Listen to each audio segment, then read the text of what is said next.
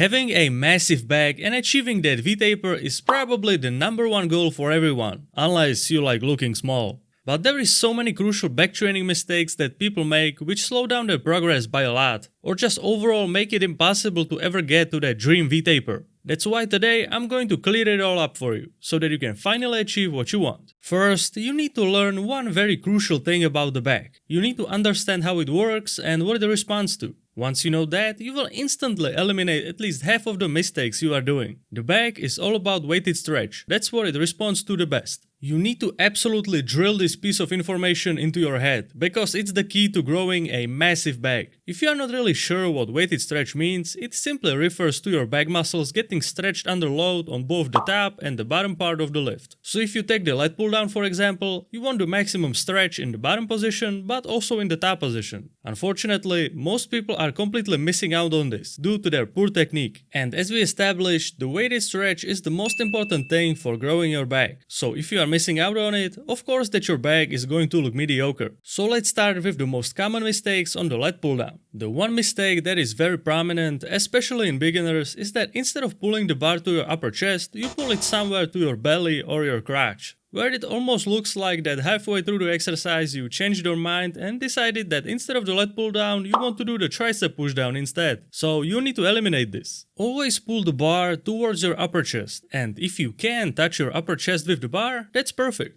Yes, you don't have to directly come in contact with your upper chest, but you should still be close to it. But then you have to be careful that while you try to pull the bar towards your upper chest, you don't let your body fall backwards, because that is obviously cheating, and it's a sign that you are using weight that is too heavy for you. Because the only way that you can pull down that weight is if you lay your entire body into it, and that's not what it's about. If you are not able to cleanly get the bar down close to your upper chest without cheating, please drop down the weight, because you are not gaining anything by doing that, you are only losing. But even if some people know that they are supposed to pull the bar towards their upper chest, they then completely fail in the range of motion department. And that is not only relevant to the lat pull down, but to all back exercises. If I show you a line that represents the full range of motion with the top and the bottom parts of the exercise highlighted, you can clearly see that if all you are doing is this, then you are missing the most impactful parts of the exercise. That's why your range of motion should look like this instead. You know, I get it, avoiding the top and the bottom parts of the exercise makes it so much easier and so much more comfortable to do. But if you want it to be comfortable, you should have gone to the beach and not to the gym.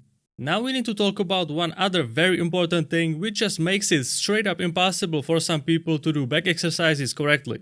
But before we get to that, let me show you my training plans. If you are someone who feels really overwhelmed and you just want to get a great foundation that you can just grab and go, then this is exactly for you. These training plans are built on the basic exercises that stood the test of time, which makes them perfect if you just want to cut out all the noise that makes you overwhelmed and just get to what really matters. If that's you, stop overcomplicating, click the first link below and start getting jacked the way it was meant to be. Now for our next mistake, which as I said is insanely important, and I am not over exaggerating, it makes all the difference. I'm going to tell you basically the #1 rule of back training. You have for sure heard in the past that you need to focus on pulling with your elbows and not with your hands. Which is true, this is very important, but it goes a little deeper than this. Because when you hear pull with your elbows, it's kind of hard to imagine what it really means. So I'm going to try to simplify it for you, so that you can understand it completely and get the best back gains possible. First thing you have to realize is that your hands are only for holding the weight, otherwise they are just hooks, that's all.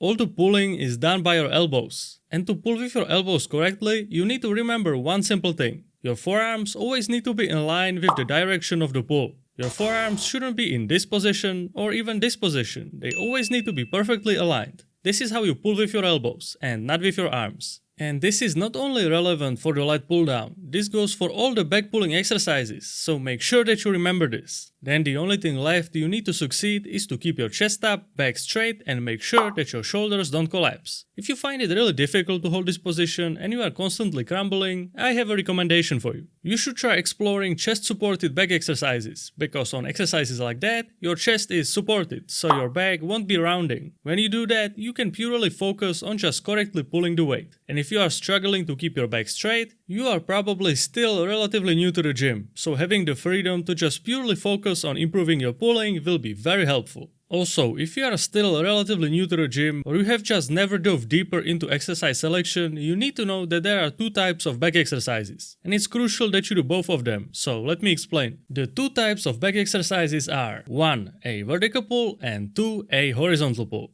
Vertical pulling exercises are all the pull-up and lat pull-down like exercises, and the horizontal pulling exercises are all the rowing exercises. So what you really don't want to do is, for example, do only horizontal exercises without any vertical exercises, which just leads to imbalanced development of the back. So if you want your back to look as good as possible, include both of these movement patterns. But there are also other ways of going about it. For example, if you say, I really want to get better at doing pull-ups, that's my focus, and then you only do pull-ups for like 3 months, that's completely fine, as long as you go back to doing both movement patterns later. The thing you just don't want to do is go years and years with just one type of movement pattern. This is not only a back training mistake, but it applies to all body parts. That's why I created this simplified cheat sheet, which has all the movement patterns, all the exercises, and all the rep ranges for every single body part. You can grab it for absolutely free in the pinned comment. Then take a look at all the movement patterns and make sure that your routine has it covered. Now we need to talk about thumbs, as they are very important when it comes to back training. For the best back gains, you should definitely try using the thumbless grip. And while I wouldn't really call this a mistake, because using a normal grip with your thumb is fine, but there is a reason why most of the big guys that you see in the gym are using the thumbless grip on their back exercises. It just makes it so much easier to feel your back way more. That's why usually when you go thumbless, you don't go back, because it feels so much more natural. And now for something that you might have not really seen coming in a back training mistakes video. And that is rear delts. More specifically, neglecting rear delts. Even though this could probably be in the shoulder version of this video, having strong rear delts is super important for your back training. Mainly because when we are pulling, the rear delts play a big role in that. After all, if you are doing a push-pull legs routine, you are training rear delts on the pull days, together with your back, so that should tell you something. The rear delts are one of the most neglected body parts, so usually when I tell someone that they should focus on their rear delts, they just make the surprised Pikachu face. That's why in most of my training plans, I recommend doing 5 sets of rear delt isolation per session, and not just 3.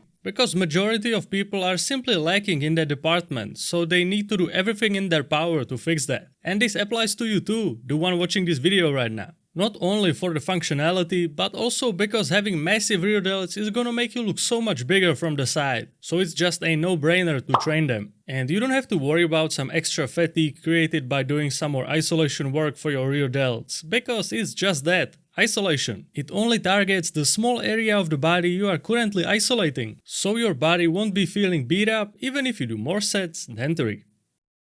Now you fixed all your back training mistakes, now go fix your chest training.